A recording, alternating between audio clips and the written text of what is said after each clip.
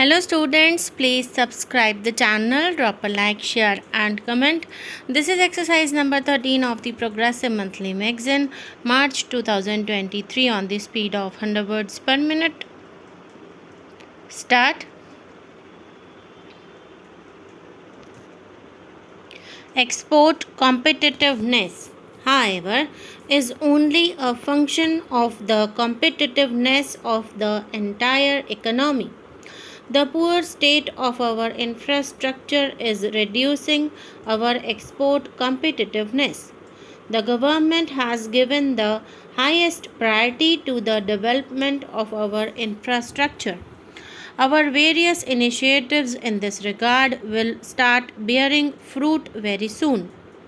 We have taken decisive action to speed up clearances for power projects and to expand and upgrade our airports and ports. The Task Force on Infrastructure has formulated an ambitious national highway development project which I inaugurated in Bangalore earlier this month. Speed of movement of goods within the country and their shipment outside the country is critical for the success of our export efforts. The task force will soon present to the government an integrated national transport policy whose aim will be to create fast communication links for people and goods. Cheaper and reliable telecommunication links with the rest of the world are crucial for increasing the competitiveness of Indian exports. A new telecom policy is now on the anvil. One of its major objectives is to rapidly increase teledensity all over the country.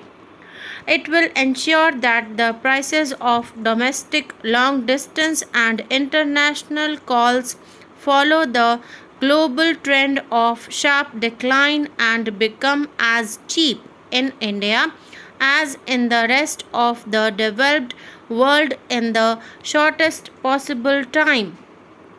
The new telecom policy will also be a big boon to India's software exporters.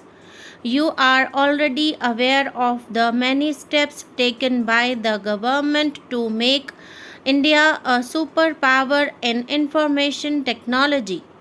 We have received an excellent response from the industry in this regard.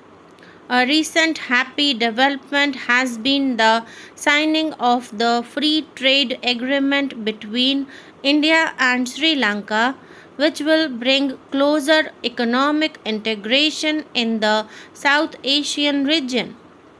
I am confident that this agreement will lead to greater trade between our two countries, which share so much in common.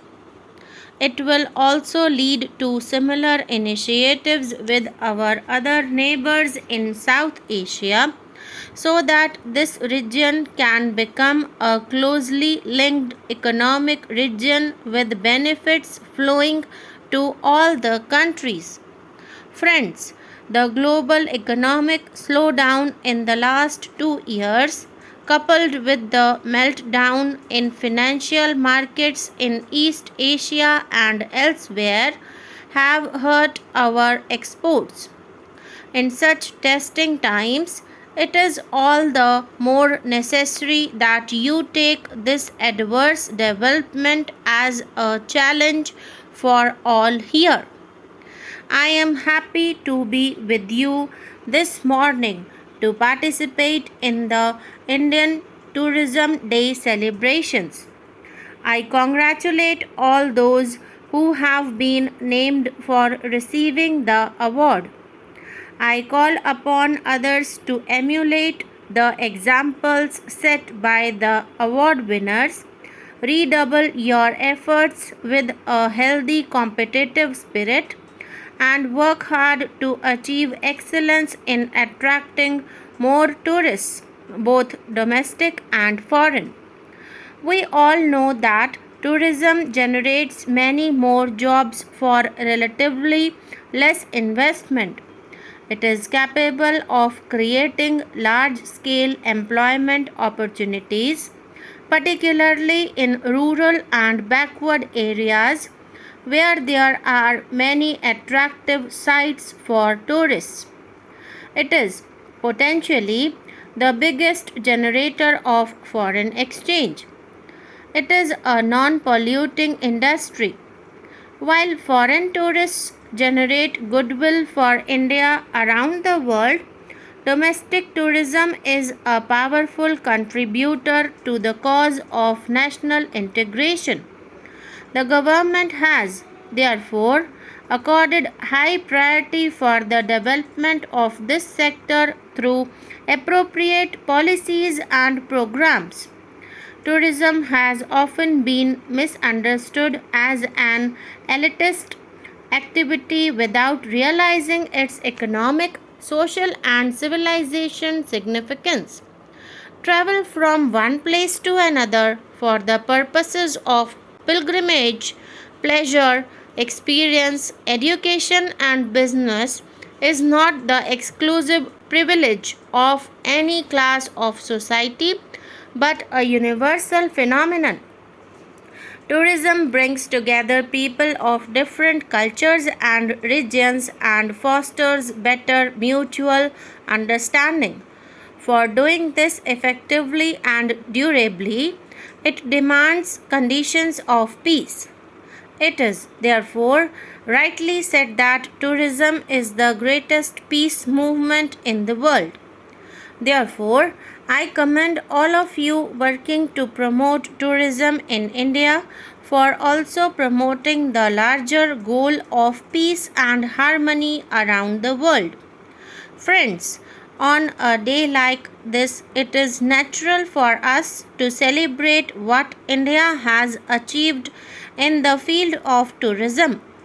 But it is equally necessary to focus our attention on the gap between our achievement and our own targets, and also the gap between the progress of tourism in India and that in other countries of Asia and the world. If there is any destination in the world which offers the widest choice to tourists, it is India. Nature tourism, culture tourism, exotic tourism, adventure tourism, and spiritual tourism. We have everything in India to cater to the diverse preferences of domestic and international tourists.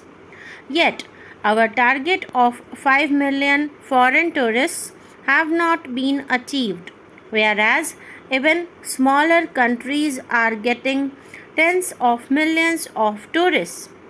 Why is this happening? I readily acknowledge that, as in the case of other industries, inadequate infrastructure is a major constraint in the development of tourism. The infrastructure for tourism includes not only hotels, restaurants, and other site facilities but also basic amenities.